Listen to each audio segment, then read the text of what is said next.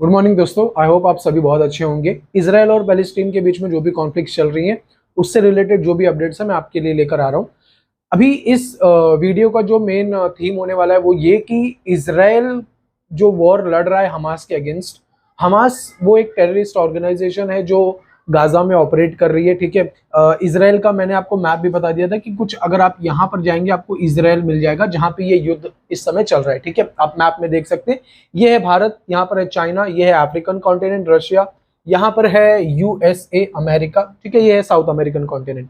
तो दोस्तों, हमास के पीछे वो कौन से लोग हैं या फिर मैं कहूं कि वो कौन सी कंट्रीज हैं जो चाहती है कि हमास इस वॉर में जीत जाए?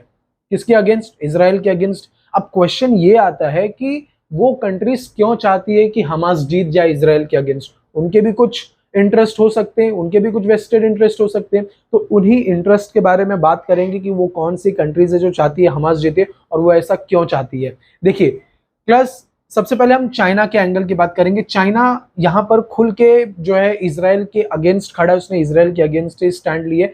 चाइना और इसराइल के संबंध इतने अच्छे नहीं है जितने इंडिया और इसराइल के। ठीक है, तो चाइना क्यों चाहता है कि हमास इस वॉर में जीत जाए इसराइल के अगेंस्ट और इसराइल हार जाए? इसके बहुत सारे कारण हैं। सबसे पहला कारण देखिए, इंडिया और अमेरिका ने, इंडिया अमेरिका, फिर यहाँ पर आपको जापान मिल जाएगा, यहाँ पर आपको ऑस्ट्रेलिया मिल जाएगा। इन लोगों ने एक इंटरनेशनल ऑर्गेनाइजेशन बनाया जिसका नाम रखा इन्होंने क्वाड। क्वाड क्या है? एक मिलिट्री ग्रुप है। तो ये बनाया गया था कि ओशन में जो भी शिप्स वगैरह जाती हैं, ठीक है, वो फुल्ली प्रोटेक्टेड रहे, किसी भी कंट्री का जो है अननेसेसरली वहां पे इंटरवेंशन ना रहे। तो एक तरीके से क्वाड को बनाया गया था चाइना को घेरने के लिए। कहाँ पे? पैसिफिक ओशन में, क्योंकि चाइना का दबदबा पैसिफिक ओशन में, साउथ चाइना सी में बहुत ज्यादा बढ़ रहा था। तो यहाँ पे जो बहुत सारी आइलैंड कंट्रीज है उनको भी दिक्कत चाइना पैदा कर रहा था। और चाइना क्या कर रहा है? एक्सपांशनिस्ट पॉलिसी अपना के रखा है। वो क्या कर रहा है? इस एरिया में एक्सपैंड करने की कोशिश कर रहा है, आइलैंड्स पे कब्जा करने की कोशिश कर रहा है। तो चाइना को कंटेन करने के लिए इंडिया, यूएसए, जापान और ऑस्ट्रेलिया, इन चार कंट्रीज ने मिलकर क्वाड नाम का एक संगठन बनाया ताकि चाइना को कंटेन किया जा सके। तो क्या चाइना ऐसा होने देगा? अच्छा ठीक है, वो तो जो भी हो गया। तो यूएस के अगेंस्ट कहीं ना कहीं चाइना का भी तो बहुत एग्रेशन है, इंडिया के अगेंस्ट तो उनका एग्रेशन है। इसीलिए तो वो लोग यहाँ पे एलएसी पे आके कूद जाते हैं। फिर यहाँ अरुणाचल प्रदेश से वो लोग इंडिया को घेरने की कोशिश करते हैं। फिर डोकलाम वाला जो इश्यू था वो तो आपको याद ही होगा। तो इंडिया के अगेंस्ट तो इन्होंने, चाइना ने बहुत जगह एग्रेशन दिखाने की कोशिश की है। क्यों? क्योंकि हम भी क्या कर रहे हैं? इनके अगेंस्ट स्क्वाड वगैरह संगठन चला रहे। यूएस को इन्होंने कंटेन करने के लिए क्या किया कि इसराइल में वो हमास को सपोर्ट कर रहे हैं। वो चाहते हैं कि हमास जीत जाए इस वॉर में, इसराइल की हार हो। क्यों? क्योंकि इसराइल जो है एक अलाय है, एक स्ट्रेटेजिक अलाय है। किसका? यूएस का। ठीक है, तो ये क्या करना चाहते हैं? चाइना यूएस वालों को यहां पर दिक्कत देना चाहते हैं, क्योंकि यूएस क्या चाहता है? इसराइल पे उसका कंट्रोल हो ताकि वो यहाँ के वेस्ट और ईस्ट के ईस्टर्न ट्रेड पर कंट्रोल कर सके। तो अगर चाइना यहाँ पे इंटरवेन करेगा तो ये पॉसिबल नहीं हो पाएगा यूएस के लिए। ठीक है, इसलिए वो चाहते हैं कि हमास इस वॉर में जीते। और क्यों चाइना चाहता है कि हमास जीते? देखिए, चाइना का एक इनिशिएटिव है क्लास BRI, यानी कि बेल्ट एंड रोड इनिशिएटिव। इसके तहत क्या करना चाहता है चाइना? पूरे एशिया को, यूरोप को, अफ्रीका को कनेक्ट करना चाहता है। ठीक है, एक सिल्क रोड का कंसेप्ट था चाइना के टाइम, मतलब चाइना के एंशियंट टाइम से वो ट्रेडिंग रूट था। तो वही ट्रेडिंग रूट से क्या करना चाहता है चाइना? सबको एक दूसरे को कनेक्ट करना चाहता है ताकि जो भी मैन्युफैक्चरिंग चाइना में होती है वो इजीली क्या कर सके? बेच सके। ठीक है, वो हर जगह जाके अपने मार्केट खोज सके। तो क्या यूएस कभी ये होने देगा? नहीं होने देगा। तो बीआरआई के अगेंस्ट भी बहुत सारे काम हुए होंगे।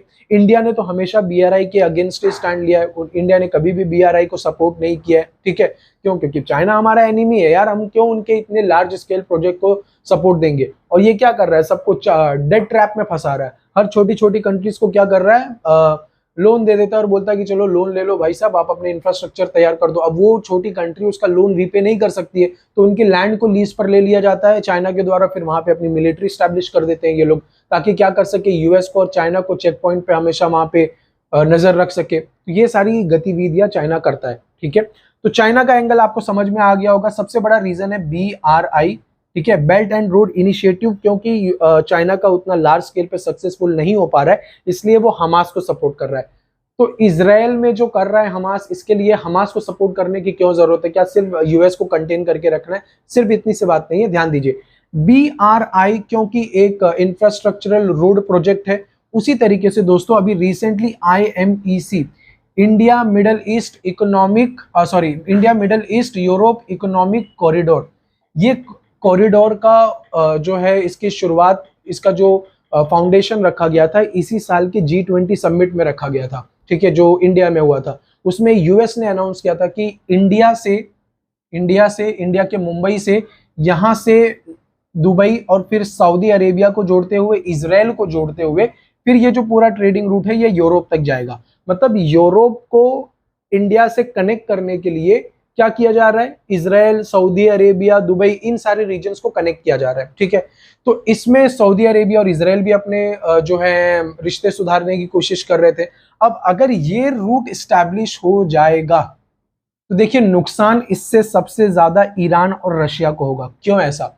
क्योंकि इंडिया ने बहुत पहले 2014 के पहले इंडिया ने चाबहार पोर्ट बनाने की कोशिश की है, ठीक है, चाबहार, अभी भी वो हमारा प्रोजेक्ट है। चाबहार पोर्ट कहाँ पे दोस्तों? ईरान में।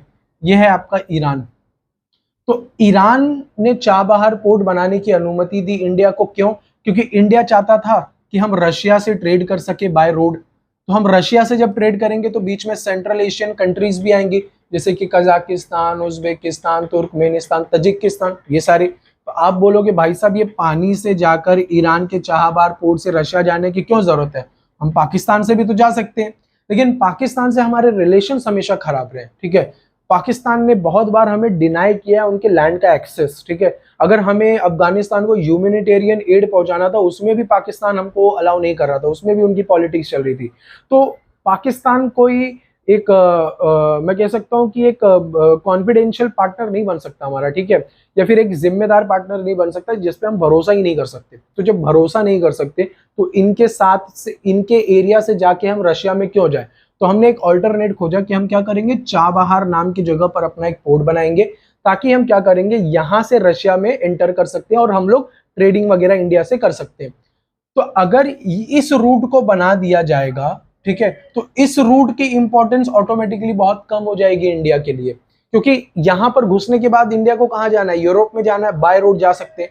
तो जब इस रोड से जाने का और फिर मेडिटेरेनियन सी से जाने का रूट मिल रहा है हमें, तो हम इस रूट का ज्यादा यूज नहीं करेंगे।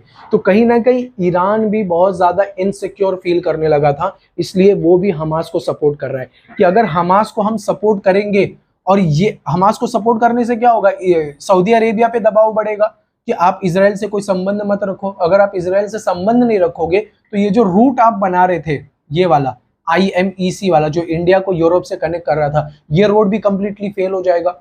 और अगर ये रोड कंप्लीटली फेल हो जाएगा तो ईरान की इंपॉर्टेंस हमेशा इंडिया के लिए बनी रहेगी ना, क्योंकि अब हमारे पास यही एक रूट बच रहा है रशिया और यूरोप में एंटर करने के लिए, जो चाबहार पोर्ट से जा रहा था। तो आई होप अब आप आपको समझ में आ गया होगा कि ये सारी चीजें क्यों हो रही है, दंगे फसाद, ये जो भी है, वॉर वगैरह क्यों हो रहा है, इसके पीछे बहुत सारे जियोपॉलिटिकल रीजंस भी हैं। तो आई होप आपको चाइना का एंगल BRI वाला समझ में आ गया होगा, और क्वाड वाला, जैसे हम लोग क्वाड वगैरह से उनको घेरने की कोशिश कर रहे थे। एक और है दोस्तों, हम लोगों ने एक और संगठन बनाया था I2U2, ठीक है। I2U2 का मतलब हो गया इंडिया इजराइल, और यहाँ U का मतलब हो गया, 2 का मतलब USA और यूनाइटेड अरब इमारेट, ठीक है, अमीरात, UAE, जहाँ पे दुबई है।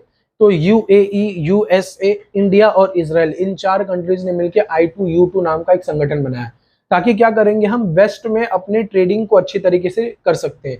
तो अगर ये सारे संगठन ऐसे अरेबिक कंट्रीज से बनेंगे तो ईरान हमेशा इनसिक्योर फील करेगा। चाइना का यहाँ पे इंटरवेंशन ज्यादा नहीं हो पाएगा, क्योंकि इस संगठन में भी US की प्रेजेंस है। तो इसलिए चाइना और ईरान हमेशा से चाहते हैं कि ये जो सारे ट्रेडिंग रूट्स जो इंडिया और US मिलकर स्टैब्लिश कर रहे हैं, इसे खत्म किया जाए। अगर ये खत्म हो सकता है तो इससे क्या होगा, US और इंडिया का जो इन्फ्लुएंस है यहाँ पे कम होगा, और चाइना अपनी गतिविधियां यहाँ पर हमेशा बढ़ाता रहेगा। इस वजह से चाइना हमेशा चाहता है कि यहाँ पर हमास का बोलबाला रहे और इजराइल का खात्मा हो, ठीक है। तीसरा दोस्तों है रशिया। रशिया क्यों चाहता है कि यहाँ पर जो है हमास जीते? देखिए, पहले तो उसके इजराइल से संबंध अच्छे नहीं है। दूसरा, इजराइल ने हमेशा यूक्रेन का सपोर्ट किया, यूक्रेन रशिया वॉर में। इसराइल जो है एक सैटेलाइट स्टेट है, समझ लीजिए यूएसए का। यूएसए से तो बनती नहीं है रशिया की, बड़ा हिस्टोरिकल उनका राइवलरी है। तो कहीं से भी इसराइल जो है वो रशिया को पसंद आने वाला नहीं है। ये तो बात आपको समझ में आ गई होगी। और क्या कारण है, देखिए इसराइल दोस्तों अभी कुछ सालों में इंडिया का एक डिफेंस सप्लायर के तौर पर उभर के आ रहा है। ठीक है, इंडिया का प्रॉमिसिंग डिफेंस सप्लायर है इसराइल। हम बहुत सारे आर्म्स, एम्यूनिशन, टेक्नोलॉजीज उनसे परचेस कर रहे हैं। हम हिस्टोरिकली सबसे ज्यादा, ट्रेडिशनली हमने सबसे ज्यादा अगर किसी से वेपन परचेस किया था तो वो था रशिया। तो अगर इसराइल डिफेंस सप्लायर के तौर पर अगर उभरेगा तो रशिया को वो कम्पीट करेगा, तो रशिया की जो वेपन सेलिंग है इंडिया में वो कम हो जाएगी, तो रशिया को नुकसान पहुंचेगा। इसलिए रशिया भी चाहता है कि इसराइल जो है, इसराइल एक तरीके से खत्म हो जाए या फिर इसराइल को ज्यादातर कंटेन किया जाए। अगर इसराइल इस वॉर में हार गया, अगर आयरन डोम ने ठीक तरीके से प्रोटेक्शन नहीं की इसराइल की मिसाइल से, तो इससे क्या होगा, इसराइल की रेपुटेशन दांव पे लग जाएगी कि भाई तुम कैसे डिफेंस सप्लायर हो, तुम दुनिया को डिफेंस बेच रहे हो लेकिन तुम अपनी कंट्रीज को प्रोटेक्ट नहीं कर पा रहे हो बाहर की मिसाइल से, तो तुम्हारे वेपन्स को कोई क्यों खरीदेगा। तो एक तरीके से इसराइल को इस तरीके से भी घेरा जा रहा है रशिया के द्वारा। ठीक है, इसलिए रशिया भी चाहता है कि हमास इस वॉर में जीत जाए। और क्योंकि ये IMEC वाला जो ये रूट तय किया गया था इंडिया से यूरोप तक का, इसमें रशिया को बहुत ज्यादा आइसोलेट कर दिया गया था। तो रशिया नहीं चाहेगा किसी भी ऐसे रूट का जन्म होना ताकि उससे रशिया को बहुत ज्यादा नुकसान पहुंचे। समझ में आ रही है बात। नेक्स्ट क्लास, इसराइल के लिए डू और डाई वाला सिचुएशन है। क्यों, देखिए इसराइल ने पहले भी कई वॉर लड़े हैं अरेबिक कंट्रीज के अगेंस्ट, 49 में, 56, ठीक है, फिर 67 वो 6 डे वॉर वाला, फिर 1973 में योम किपुर वॉर लड़ा था इन्होंने। उसके बाद अब जाके इतना लार्ज स्केल वॉर यहाँ पर चल रहा है। तो कहीं ना कहीं हमास भी टेस्ट कर रहा है इसराइल को कि हम अगर इन पर अटैक करते हैं तो ये कितना रेजिस्ट कर पाते हैं। तो इसराइल के लिए ये ऐसा सिचुएशन है कि यहाँ पर उनको गाजा को खत्म करना ही होगा, क्योंकि ये वॉर हमास के तरफ से ऐसे ही चलते रहेंगे। तो इसराइल भी ऑल आउट वॉर पे जा चुका है हमास को कंटेन करने के लिए। ठीक है, एक और चीज है कि अभी लेटेस्ट रिपोर्ट आ रही है कि ये जो इसराइल है, जहाँ पे ये आपका समझ लो गाजा एरिया हो गया, गाजा में अभी 40,000 जो वहां के उनके मिलिटेंट्स है या फिर टेररिस्ट हैं, वो अंदर वेट कर रहे हैं इसराइल के इन्वेजन का। इसराइल इन्वेजन करेगा अंदर, और यूएस की वार्निंग आ चुकी है इसराइल को कि भाई साहब आप अंदर जाके रुक मत जाना, वहां पे आप वॉर जीतना अलग है लेकिन वहां पे जाके रहोगे तो बहुत प्रॉब्लम आपको फेस करना पड़ेगा। वहां पे गोरिल्ला टैक्टिक्स भी अपनाई जाएंगी। आप उनके एरिया में इंटर कर रहे हो, आप उनके एरिया के बारे में बहुत कुछ नहीं जानते हो, तो आपको भी बहुत ज्यादा नुकसान पहुंचेगा। ऐसा यूएस के तरफ से वार्निंग इसराइल को पहुंचा। और 40,000 आतंकी जो है, हमास के जो आतंकी हैं, वो गाजा के अंदर वेट कर रहे हैं इसराइल के इन्वेजन का, कि जैसे इसराइल घुसेगा अंदर तो हम अपने तरीके से उन पर अटैक करेंगे।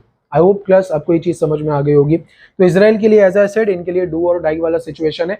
और देखिए मैं पर्सनली चाहूंगा कि इसराइल इस वॉर में जीते हमास के अगेंस्ट। क्यों, क्योंकि अगर हमास जीतता है तो पाकिस्तान में जितने भी आतंकवादी संगठन है, ये इंडियन मुजाहिदीन हो गए या फिर लश्कर ए तोयबा हो गए, जितने भी इनके आतंकी संगठन ऑपरेट करते हैं पाकिस्तान में, जो इंडिया में कश्मीर पे कब्जा करने का ख्वाहिश देखते हैं, ठीक है, इंडिया को पूरी तरीके से इस्लामिक कंट्री में तब्दील करना चाहते हैं, इनका जो भी ये ड्रीम चल रहा है, अगर हमास इसमें सक्सेसफुल होगा तो इन आतंकी संगठन को भी बहुत ज्यादा मोटिवेशन मिलेगी कि जब हमास इसराइल के अगेंस्ट कर सकता है तो हम इंडिया के अगेंस्ट जाके ये सारी चीजें करेंगे।